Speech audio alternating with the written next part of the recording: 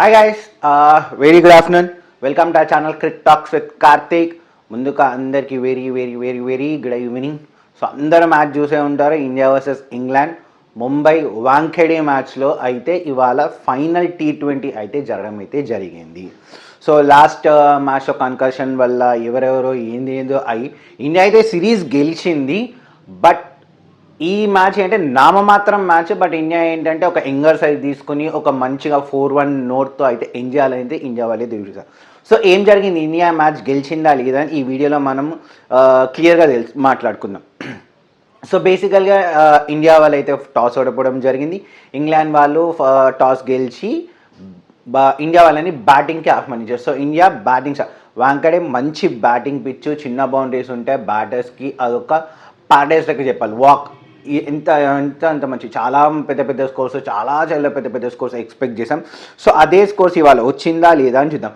So India వాళ్ళు ఏంటంటే వాళ్ళు ఒక్క చేంజ్ అయితే చేశారు. అది నాకు తెలిసి ఫోర్సబుల్ చేంజ్ అయితే కాదు, జస్ట్ మొహమ్మద్ షమి ఎట్లా బౌలింగ్ చేస్తాడు T20లో తీసుకున్నారు, మళ్ళీ 420లో కూర్చోబెట్టారు, మళ్ళీ ఈ మ్యాచ్లో అయితే రావడం అయితే జరిగింది. At the same time England వాళ్ళు ఏం చేస్తారంటే నాకు వాళ్ళ టీమ్ స్క్వాడ్ నాకు అర్థం కాలేదు. ఎందుకంటే షేక్ మెహమూద్ ఎవరైతే లాస్ట్ టైం 4th T20 అద్భుతంగా బౌలింగ్ చేశాడో, మన ఫస్ట్ 3 బ్యాట్స్మెన్స్ని ఎవరైతే బ్యాక్ బోన్ ఇచ్చారని నేను లాస్ట్ వీడియోలో చెప్పాను, తనని కూర్చోబెట్టి మాకు ఉట్టి తీసుకొచ్చారు. పేసర్స్కి మాత్రం అది ఏం లేదు. సో మళ్ళీ పేస్ వర్సెస్ స్పిన్ ఇండియా వాళ్ళు అయితే ఏం చేయలేదు. వరుణ్ చక్రవర్తి ఇంజూర్ అని ఏమీ లేదు. వరుణ్ చక్రవర్తి కూడా ఈ మ్యాచ్ అయితే ఆడడం అయితే జరిగింది. ముందుగా మ్యాచ్లో ఏం జరిగింది ఏంది అని చెప్పే కన్నా ముందర నేను ఒక విషయం చెప్పాలి. గురువుకి దగ్గ శిష్యుడు ఇండియన్ టీంకి వచ్చాడని చెప్పాలి. ఏంటి గురువు దగ్గ శిష్యుడు ఏమంటున్నాడు? ఎవరైతే 17 balls ఫాస్టెస్ట్ 50 కొట్టాడో 16 balls అదే శిష్యుడు ఎవరి అండర్లో అయితే ట్రైన్ అయ్యాడో అతన్ని ఇవాళ 16 balls 17 balls వైస్ వర్సా తను 50 కొట్టడం అయితే జరిగింది. అది ఎవరో కాదు, యువరాజ్ సింగ్ శిష్యుడు, యువరాజ్ సింగ్ ట్రైన్ చేసిన అభిషేక్ శర్మ. ఇవాళ డే మొత్తం అభిషేక్ శర్మ అంకితం అని చెప్పాలి. అల్లాడించిన అభిషేక్ శర్మ అని చెప్పాలి ఇంగ్లాండ్ వాళ్ళని. ఏమైంది ఏందని చూద్దాం. సో ఇండియా టాస్ గెలిచి అయితే ఇండియా వాళ్ళకైతే అద్భుతమైన స్టార్ట్ అయితే రావడం అయితే జరిగింది. జాఫా ఆర్చర్, ఓవర్టన్, మాకుడ్ అందరినీ పిచ్చ కొట్టారు. ఏమైందంటే ఇండియా వాళ్ళు మంచి స్ట్రాటజీ జరిగింది. బట్ ఏంటంటే సంజు శాంసన్ ఎక్కువ అంటే స్కోర్ చేయలేదు. బట్ అతను ఆడిన 7 బాల్లలో 2 6లు కొట్టి 16 రన్లు అయితే చేశాడు. తనని మాకుడ్ అయితే అవుట్ చేయడం అయితే జరిగింది. జాఫా ఆర్చర్ని కూడా కొట్టాడు. తర్వాత అభిషేక్ శర్మ కొట్టాడయ్యా ఓవర్టర్ని, ఒక్కటే ఓవర్లో 25 రన్లు కొట్టాడు. ఏమన్నా కొట్టాడు, అసలు పిచ్చ కొట్టాడు. ఏసుడే ఆలస్యం, కొడుతూనే ఉన్నాడు. ఇది అవుతున్నా కూడా ఈ అభిషేక్ శర్మ ఇందాక చెప్పాను కదా, ఫాస్టెస్ట్ 50 17 balls 16 balls అయితే 50 అయితే కొట్టడం అయితే జరిగింది. సో ఇది చూసుకుంటే కనుక ఇండియా వాళ్ళు 6 overs అంటే పవర్ ప్లేలోనే మన 99 runs స్కోర్ చేశారు. సో అదేంటంటే ఒక మంచి పవర్ ప్లే వచ్చిందని చెప్పాలి. దాని తర్వాత తిలక్ వర్మ కూడా వచ్చారు. తిలక్ వర్మ కూడా 15 balls ఆడి 24 runs అయితే కొట్టాం. సో వాళ్ళిద్దరు మాత్రం అంటే అభిషేక్ శర్మ ఒక ఎండ్ నుంచి పిచ్చ కొట్టుకొని మిగతా వాళ్ళు వచ్చి అయితే వాళ్ళ అంతు స్కోర్ అయితే చేయడం అయితే జరిగింది. అభిషేక్ శర్మ, సూర్యకుమార్ యాదవ్, హార్దిక్ పాండ్యా వీళ్ళందరూ షాట్స్ ఆడబోయి అవుట్ అవడం అయితే జరిగింది. తిలక్ వర్మ, సూర్యకుమార్ యాదవ్ ఇద్దరు అంటే 6 కొట్టబోయి బౌండరీలో అవుతాయి. సూర్యకుమార్ యాదవ్ అట్టర్ ఫ్లాప్ ఈ సిరీస్ బ్యాటింగ్లో. బ్యాటింగ్లో పరంగా ఓకే బాగానే చేశాడు. బట్ బ్యాటింగ్ అయితే తన నుంచి తను ఎక్కువ scoop shots, reverse scoops scoop shots, back side shots ఆడతాడు. తను బాగా ఆడతాడు కూడా, కానీ అదే షాట్స్కి చాలాసార్లు ఈ మ్యాచ్లో అయితే అవుట్ చేయాలి. సో తను కూడా వర్కౌట్ చేయాలి, ఎందుకు ఇట్లా అవుట్ అవుతున్నా ఏంటి అని చెప్పి. ఏదైతే మనకి చెప్పాను కదా 6 overs 99 runs ఉండవు, మనకి 10 overs నాకు తెలిసి 138 or 140 runs స్కోర్ అయితే రావడం అయితే జరిగింది. సో ఈ స్కోర్ చూస్తుంటే నేను ఏమనుకున్నాంటే అరౌండ్ 270 280 వస్తుందేమో అనుకున్నా. బట్ లోవర్ మిడిల్ ఆర్డర్ నుంచి మనకి లాస్ట్ టైమ్స్ రన్స్ వచ్చాయి, బట్ ఈసారి అయితే ఎక్కువ రన్స్ రాలేదు. సో ఏంటంటే మనం లాస్ట్ వచ్చి అక్షర్ పటేల్ వాళ్ళందరూ చేయడంతో మనము 20 overs 247 runs అయితే స్కోర్ చేయడం అయితే లాస్ట్ ఓవర్లో చెప్పుకోవాలంటే మనకి 5వ 4వ runs వచ్చినాయి అంతే. సో ఏంటంటే ఇక్కడ అభిషేక్ శర్మ గురించి, అతను ఆడిన ఇన్నింగ్స్ గురించి ఎంత చెప్పినా కానీ తక్కువే. మాట్లాడుతున్న వారు పొద్దునే ఉంటాయి. సో తను ఏంటంటే వాళ్ళు చాలా రికార్డ్స్ ఉన్నాయి. Second fastest 100 by an Indian. ఇంకొకటి fastest 100 in T20 by any player against England. Abhishek Sharma ఇవాళ మొత్తం ఇన్నింగ్స్ కొట్టుకుంటే 10 సిక్స్లు కొట్టాడు.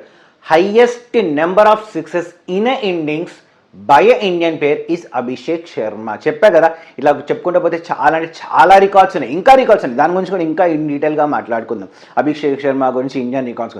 సో ఇది ఇలా చూసుకుంటే చెప్పాను, అభిషేక్ శర్మ 135 రన్స్కి లాస్ట్లో అయితే అవుట్ అయ్యడమే జరిగింది. ఏ బౌలర్ని వదలలేదు. వాళ్ళు చెప్పాలంటే వాళ్ళ దాంట్లో ఓవర్టర్న్కి అయితే గట్టిగా అంటే గట్టిగా కొట్టారు. తను వచ్చేసరికి 16 రన్స్ పర్ ఓవర్ కొట్టారు. సో బట్ ఏంటంటే వాళ్ళ దాంట్లో క్రేజ్ అనే బౌలర్ మాత్రం బాగానే బాల్ చేశారు. తను వేసిన 4 ఓవర్లు 38 రన్లు ఇచ్చి 3 వికెట్లు ఇవ్వడం అయితే జరిగింది. ఇది ఇలా ఉంటే ఇండియా వాళ్ళ ఫస్ట్ ఇన్నింగ్స్ అయిపోగానే ఏంటంటే సంజు శాంసన్ అయితే రాలేదు, కీపింగ్కి దూర్ జెర్రీ అయితే సబ్స్టిట్యూట్ కీపర్గా వచ్చాడు. లాస్ట్ టైం ఎవరైతే కన్కసన్ సబ్స్టిట్యూట్లో బౌలింగ్ చేయడానికి వచ్చే హర్షిత్ రాణా శివం దూబే ప్లేస్లో, ఇవాళ శివం దూబే లేదు, హర్షిత్ రాణా లేదు, నేనే బౌలింగ్ చేస్తాను వచ్చాడు. తన బౌలింగ్ ఏం చేశాడు ఇన్ డీటెయిల్గా చెప్తా. సో ఇది అయిపోతుంది. ఏదైతే సెకండ్ ఇన్నింగ్స్ స్టార్ట్ చేశాడో చాలా అంటే చాలా అద్భుతమైన స్టార్ట్ వచ్చింది ఎవరికి, మన ఇంగ్లాండ్కి. ఫిల్మ్ స్టార్ట్ అయితే వేసిన ఫస్ట్ 3 బాల్లో 4, 6. మొహమ్మద్ షమీ ఇందిరా బాబు వాళ్ళు కూడా చేస్తారంటే బ్యాటింగ్ పిచ్చే నాకు అర్థమైంది, కానీ వాళ్ళు వేసిన ఫస్ట్ ఓవర్లని అద్భుతంగా వాళ్ళైతే స్టార్ట్ చేయాలి. తర్వాత ఏంటంటే హార్దిక్ పాండ్యా చాలా అంటే ఎప్పుడు హార్దిక్ పాండ్యా ఫస్ట్ ఓవర్లో ఒక 15 to 18 runs or minimum of ఒక 13 రన్స్ పైన వెళ్తాడు. బట్ ఈసారి అటువంటి తప్పేం చేయలేదు, బాగా బాల్ వేసాడు, ఆఫ్ స్టంప్ పెట్టాడు, ఫిల్ప్ షాట్ ఆడదామని చూశాడు, కానీ అయితే ఆడలేదు. తర్వాత థర్డ్ ఓవర్లో ఫస్ట్ బాల్లోనే డేంజరస్ బెన్ డకెట్ని అయితే అవుట్ చేయడం అయితే జరిగింది. అక్కడ మన క్యాచ్ తీసుకుంది ఎవరంటే అభిషేక్ శర్మ. వాళ్ళ అభిషేక్ శర్మ షేక్ ఆడించాడని చెప్పాలి కదా. సో అభిషేక్ శర్మ అయితే ఇవాళ మంచి క్యాచ్ తీసుకోవడం అయితే. సో మనకేంటంటే థర్డ్ ఓవర్లోనే మనకి క్రూషియల్ నాక్ అయితే వచ్చింది. తర్వాత బట్లర్ వచ్చాడు. సో వాళ్ళిద్దరు కొంచెం కుదురుకుంటారు అనుకుంటే ఫోర్త్ ఓవర్ అయిపోయిన వెంటనే ఫిఫ్త్ ఓవర్ వేసిన ఫస్ట్ బాల్ వరుణ్ చక్రవర్తి బట్లర్ అయితే అవుట్ అవ్వడం అయితే జరిగింది. Good catch by Tilak Varma, long ఆఫ్లో అద్భుతమైన క్యాచ్ తీసుకున్నాడు. సో బట్లర్ కూడా అవుట్ అయిపోయాడు. తర్వాత ఏమైందంటే next last over of power play Harry Brook ఈ సీజన్లో లెగ్ స్పిన్నర్స్ అవుట్ అవుతానే ఉన్నాడు. ఇదైతే ఎక్స్ట్రా ఆర్డినరీ క్యాచ్ అబ్బా వరుణ్ చక్రవర్తి నుంచి. ఆ క్యాచ్ నుంచి పరిగెత్తు చాలా గ్రౌండ్ కవర్ చేసుకో, చాలా అద్భుతంగా క్యాచ్ తీసుకున్నాడు Varun Chakravarthy. So super. So ఏంటంటే వాళ్ళకి ఆల్రెడీ పవర్ ప్లేలోనే ఒక 66 రన్స్ మంచి స్కోర్ అయితే వచ్చింది, కానీ వాళ్ళు 3 వికెట్స్ అయితే అవుట్ అవ్వడం అయితే. నెక్స్ట్ ఏమైందంటే వెంటనే మనకి లివింగ్స్టన్ని కూడా మన వరుణ్ చక్రవర్తి తీసేమి చేస్తారు. ఈ సిరీస్ మొత్తంగా చూసుకుంటే బ్యాటింగ్ వచ్చేసి అభిషేక్ శర్మ చాలా అద్భుతంగా 279 రన్స్ ఏమో స్కోర్ చేశాడు.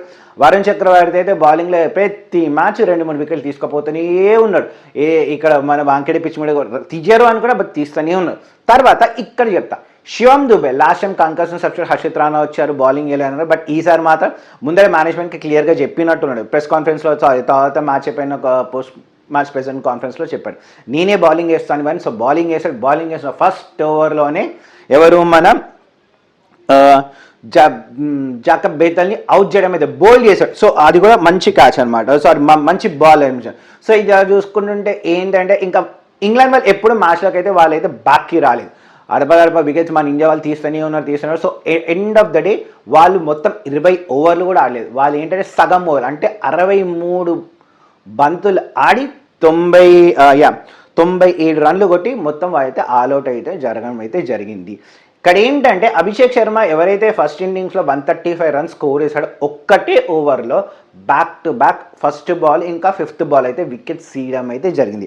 ఎవరైనా తీస్తారంటే అభిషేక్ శర్మ, బ్రేటన్ క్రేస్ ఎవరైతే మన ఇండియన్ దాంట్లో 3 వికెట్లు తీశారు తనని, ఇంకోటి జేమ్ ఓవర్టన్కి అయితే ఇవాళ నిజం చెప్పాలంటే తను ఎందుకు ఆడాడో కూడా అనుకుంటాడు అనమాట. ఫ్యూచర్లో అనిపిస్తుంది బాబు అనవసరం ఈ డేనైతే మర్చిపోలేదు. So batting flop, bowling flop ఇది అనమాట. మొహమ్మద్ షమీ కూడా ఇవాళ గుడ్ అంటే ఒక మనం 3 వికెట్స్ అయితే తీశాడు, 25 రన్స్ ఇచ్చాడు. బట్ 3 వికెట్స్ ఎత్తని చెప్పాను ఫస్ట్ ఓవర్లోనే బాగా రన్స్ అయితే ఇచ్చేసాడని. సో అది ఓవరాల్గా చూసుకుంటే ఇండియా వాళ్ళు సెకండ్ హైయెస్ట్ రన్స్ విక్టరీ 150 రన్స్తో అయితే ఇండియా వాళ్ళు అయితే ఈ మ్యాచ్ గెలవడం అయితే జరిగింది. This is the second highest versus Wankhede అనమాట. అభిషేక్ శర్మ గురించి ఇందాక చెప్పాక, Abhishek Sharma is the first player to score 150 runs and 2 wickets in a match. అంటే ఫస్ట్ ప్లేయర్ 150 రన్లు కొట్టి 2 వికెట్లు తీసిన ఒకే ఒక ప్లేయర్ ఎవరంటే అభిషేక్ శర్మ. కుదర్చు అభిషేక్ శర్మ, కొన్ని ఫ్లాస్ అయితే ఉన్నాయి ఇండియా దాంట్లో, బట్ మంచి యంగ్ ఇండియన్ టీంని తీసుకుని అయితే ఇండియా వాళ్ళు ఈ సిరీస్ని అయితే 4-1తో గెలవడం అయితే జరిగింది. సో ఎట్ లాస్ట్ ఇండియా అయితే సిరీస్ గెలిచింది. సో ఇప్పుడు షిఫ్ట్ మొత్తం మన ఓడిఐస్కి వెళ్తుంది. ఓడిఐలోకి అయితే ఇంగ్లాండ్ వాళ్ళకి జో రూట్ వస్తాడు. ఇండియా నుంచి అయితే మన సూర్యకుమార్ అదే ఈ యంగ్ ప్లేయర్స్ మొత్తం వెళ్ళిపోయి మన ఎక్స్పీరియన్స్డ్ క్యాంపెయిన్ అయిన రోహిత్ శర్మ, విరాట్ కోహ్లీ వీళ్ళందరూ బ్యాక్ వస్తారు. సో చూద్దాం మళ్ళీ 6th నుంచి ఇండియా వాళ్ళు ఓడిఎస్లో ఎట్లా ఆడతారు. ఈ 3 ఓడిఎస్ అనేవి మనకు చాలా క్రూషియల్, ఎందుకంటే వచ్చే ఛాంపియన్స్ ట్రోఫీ గెలవాలంటే ఈ 3 దాంట్లో మన వాళ్ళు చాలా అద్భుతంగా పర్ఫామ్ చేయాలి. మళ్ళీ ఏం చేస్తారో ఏంటనే చూద్దాం. So final end of the day India మొన్న నేను చెప్పినట్టుగా 4-1తో ఈ మ్యాచ్ అయితే గెలవడం అయితే జరిగింది. ఈ సిరీస్ కూడా కైవసం చేసుకున్నారు. సో మోస్ట్ ప్రాబ్లీ నాకు తెలిసి Abhishek Sharma would be the man of the match. నేను చూసినప్పుడైతే ఇంకా మ్యాన్ ఆఫ్ ది మ్యాచ్ ఇవ్వలేదు. సో అతనే ఉంటాడు మోస్ట్లీ. అది నాకు అనిపించింది అండ్ నేను చెప్పిన రివ్యూ, నాకు అనిపించిన రివ్యూ ఇది. నేను చెప్పే కంటెంట్ కంటే మీకు నచ్చే నా ఛానల్ లైక్ చేయండి, షేర్ చేయండి, సబ్స్క్రైబ్ చేయండి. మీరు ఎంతమంది లైక్ చేసి సబ్స్క్రైబ్ చేస్తే నాకు అంత బూస్ట్, ఇంకా ఎంతూజియాజం వస్తుంది చూడడానికి, చెప్పడానికి, మీకు నాకున్న నా థాట్స్ని మీతో షేర్ చేయడానికి. Thank you.